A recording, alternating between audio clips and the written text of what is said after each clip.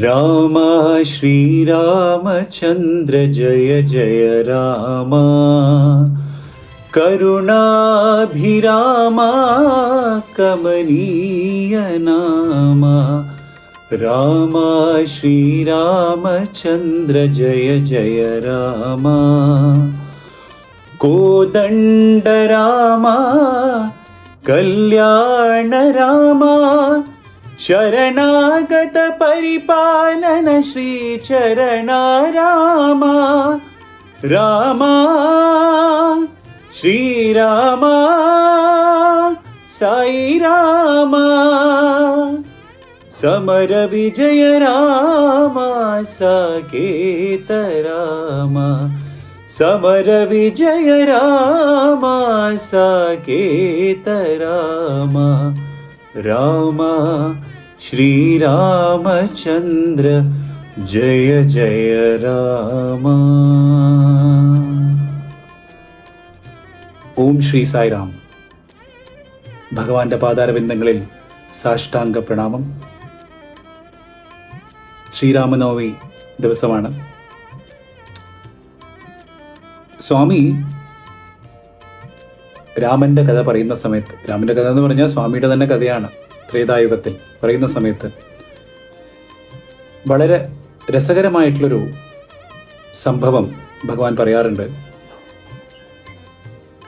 ഈ സേതുബന്ധനം നടക്കുന്ന സമയത്ത്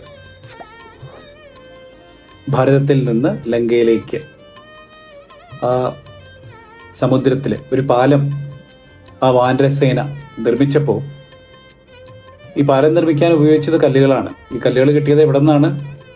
അടുത്തുള്ള കുറേ മലകൾ. ആ മലകളിൽ നിന്നൊക്കെ കല്ലിങ്ങനെ പറിച്ചുകൊണ്ട് വരികയാണ് വാനരസേന. അപ്പോൾ ഏകദേശം ഒരു കൺവെയർ ബെൽറ്റ് മാതിരി അവരിങ്ങനെ വരിയിലിങ്ങനെ നിൽക്കുകയാണ്. ഒരു വാനരം ഒരു കുരങ്ങൻ്റെ ആ ഒരു മലയിൽ നിന്നൊരു കല്ല് എടുക്കും, അങ്ങനെ അത് പാസ് ചെയ്യും. അങ്ങനെ അത് പാസ് ചെയ്ത് കടലിൻ്റെ തൊട്ടടുത്ത് നിൽക്കുന്ന ആ കുരങ്ങനത്, വാനരസേനയുടെ പെട്ടിട്ടുള്ള കുരങ്ങൻ ആ നിർമ്മിക്കാൻ വേണ്ടിയിട്ട്, ആ ബ്രിഡ്ജ് നിർമ്മിക്കാൻ വേണ്ടിയിട്ട്, പാലം നിർമ്മിക്കാൻ വേണ്ടിയിട്ട് ആ കല്ല് ഉപയോഗിക്കും. അപ്പം അങ്ങനെയാണ് അതിൻ്റെ ഒരു പ്രക്രിയ. അപ്പം എന്ത് പറ്റിയെന്ന് വെച്ച് കഴിഞ്ഞാൽ, ഈ പാലം നിർമ്മിച്ചതിന് ശേഷം ഇനി കല്ലൊന്നും വേണ്ട, പാലത്തിൻ്റെ നിർമ്മാണം പൂർത്തിയായി എന്നുള്ള സന്ദേശം ആദ്യത്തെ വാനരനിൽ നിന്ന് അവസാനത്തെ ആ മലയിൽ നിന്ന് കല്ലൊക്കെ പറിച്ചെടുക്കുന്ന വാനരനിൽ എത്തുന്നതിന് മുമ്പ് എന്ത് പറ്റിയെന്ന് വെച്ച് കഴിഞ്ഞാൽ, അവസാനത്തെ വാനരന് കല്ല് പറിച്ചെടുത്ത് കഴിഞ്ഞു. ഒരു മലയിൽ നിന്ന് കല്ല് പറിച്ചെടുത്ത് കഴിഞ്ഞു. ആ മല ഇതുവരെ തൊട്ടിട്ടില്ല. അപ്പോൾ ജസ്റ്റ് ആ മലയിൽ നിന്ന് കല്ല് പറിച്ചപ്പോഴാണ് സന്ദേശം കിട്ടിയത്, ഇനി കല്ലൊന്നും ആവശ്യമില്ല എന്നുള്ള സന്ദേശം കിട്ടിയത്. അപ്പോൾ വാനരൻ എന്ത് ചെയ്തു എന്ന് വെച്ച് കഴിഞ്ഞാൽ, ആ കല്ല് ആ മലയുടെ മുകളിൽ തന്നെ വെച്ചു. അപ്പോൾ പെട്ടെന്ന് ഭഗവാൻ പറയാണ്, ആ മല കരഞ്ഞു തുടങ്ങി. അപ്പോൾ എന്തു പറ്റിയെന്ന് വെച്ചപ്പോൾ മല പറയാണ്, എനിക്ക് മാത്രം ഭഗവാനെ സേവിക്കാനുള്ളൊരു ഓപ്പർച്യൂണിറ്റി എനിക്ക് കിട്ടിയില്ലല്ലോ, അവസരം കിട്ടിയില്ലല്ലോ എന്ന്. അപ്പോൾ എനിക്ക് ആ അവസരം വേണമെന്ന് പറഞ്ഞിട്ട് ആ ദുഃഖത്തിൽ മല ഇങ്ങനെ കരയാണ്. അപ്പോൾ ആരൊക്കെ എന്തൊക്കെ പറഞ്ഞ് സമാധാനിപ്പിച്ചിട്ട് മല കരയിൽ നിർത്തുന്നില്ല. അപ്പോൾ അവസാനം ഇത് ഭഗവാൻ ശ്രീരാമൻ്റെ അടുത്ത് തന്നെ ഈ സന്ദേശം എത്തിയപ്പോൾ അദ്ദേഹം തന്നെ വരികയാണ്, ആ മലയുടെ അടുത്ത് സംസാരിച്ചിട്ട് പറയാണ്, നീ ദുഃഖിക്കരുത്, നിനക്കുള്ള അവസരം ഞാൻ പിന്നെ തരാം എന്ന് പറയാണ്. ആ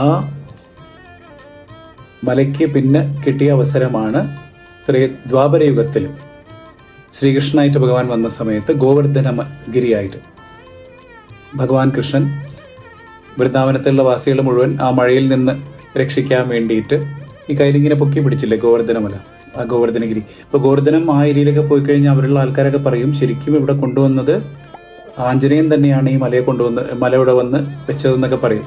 അപ്പോൾ ആ മല തന്നെയാണ് ഇങ്ങോട്ട് വന്നത്. അപ്പോൾ ഇത് കേൾക്കുമ്പോൾ നമുക്ക് തോന്നും, ഈ മലയൊക്കെ കരയുമോ? കാരണം അതിന് ജീവനില്ലാത്തൊരു വസ്തുവല്ലേ, അതെങ്ങനെയാണ് കരയുക എന്നുള്ള സംശയം നമുക്ക് മനസ്സിൽ വരാം. മൈ ബാബ ആൻഡ് ഐ എന്നുള്ള പുസ്തകം ജോൺ ഹിസ്ലോപ്പ് എന്നുള്ള ഭക്തൻ രചിച്ചത് നമ്മൾ വായിക്കുമ്പോൾ അതിൽ വളരെ രസകരമായിട്ടൊരു സംഭവം വരുന്നുണ്ട്. ഈ മലയൊക്കെ കരയുമോ എന്നുള്ള ചോദ്യത്തിന് ഉത്തരം അതിലുണ്ട്. അപ്പോൾ അദ്ദേഹം പറയാണ്, ഒരു ദിവസം ഭഗവാന്റെ കൂടെ ഭഗവാൻ പ്രശാന്തിലത്തെ ഇന്റർവ്യൂ മുറിയിലിരിക്കുന്ന സമയത്ത് സ്വാമി അന്ന് ഭക്തർക്ക് കൊടുക്കാൻ വേണ്ടി കുറേ സാരി ഇങ്ങനെ തിരഞ്ഞെടുക്കുകയാണ്.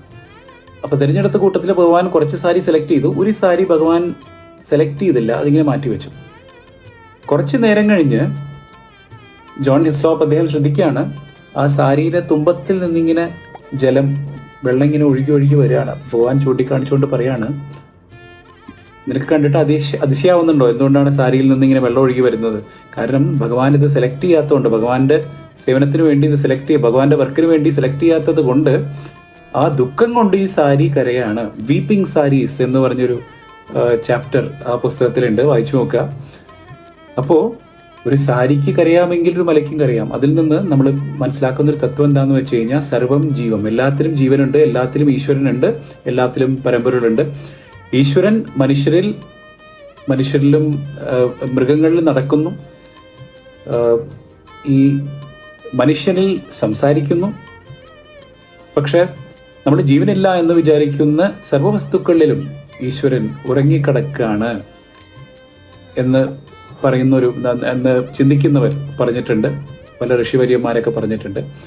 ആ ഒരു സത്യമാണ്, എല്ലാത്തിലും ഭഗവാനുണ്ട് എന്നുള്ളൊരു, എല്ലാത്തിലും ജീവനുണ്ട്, ഈശ്വര ചൈതന്യമുണ്ട് എന്നുള്ളത് ഭഗവാൻ വളരെ മനോഹരമായിട്ട് ഈ 2 സംഭവങ്ങളിലൂടെ എടുത്തു കാണിക്കുകയാണ്. ആ ത്രേതായുഗത്തിൽ വന്ന് ശ്രീരാമൻ തന്നെയാണ് ഭഗവാൻ, ആ ദ്വാപരയുഗത്തിൽ വന്ന് ശ്രീകൃഷ്ണൻ തന്നെയാണ് ഭഗവാൻ. അതേസമയത്ത് നമ്മുടെ ഭഗവാൻ സർവദേവത അതീത സ്വരൂപനുമാണ്. അപ്പോൾ മഹദ്ഭാഗ്യമാണ് ആ ഭഗവാൻ പിന്നെയും കലിയുഗത്തിൽ വന്ന സമയത്ത് സർവദേവത അതീത സ്വരൂപനായ എല്ലാ അവതാരങ്ങളുടെയും സ്രോതസ്സായ ഭഗവാൻ കലിയുഗത്തിൽ തിരിച്ചു വന്നപ്പോൾ ആ ഭഗവാനെ കുറിച്ച് കേൾക്കാനും ആ ഭഗവാനെ കാണാനും ആ ഭഗവാന്റെ സേവനത്തിന്റെ ഭാഗമാവാനും ഉള്ളൊരു അവസരം നമുക്ക് കിട്ടിയത് മഹദ്ഭാഗ്യമാണ്. ഈ ധന്യമായ രാമനവമി മുഹൂർത്തത്തിൽ ആ ഒരു നമുക്ക് കിട്ടിയ മഹദ്ഭാഗ്യത്തിനെ കുറിച്ച് നമുക്ക് സ്മരിക്കാം. കൂടുതൽ സേവനം ചെയ്യാനുള്ള അവസരം ഭഗവാൻ തരട്ടെ എന്ന് പ്രാർത്ഥിച്ചുകൊണ്ട് പറഞ്ഞ വാക്കുകൾ മുഴുവൻ ഭഗവാന്റെ പാതാരബന്ധത്തിൽ സമർപ്പിക്കുകയാണ്. ജയ് സായിറാം.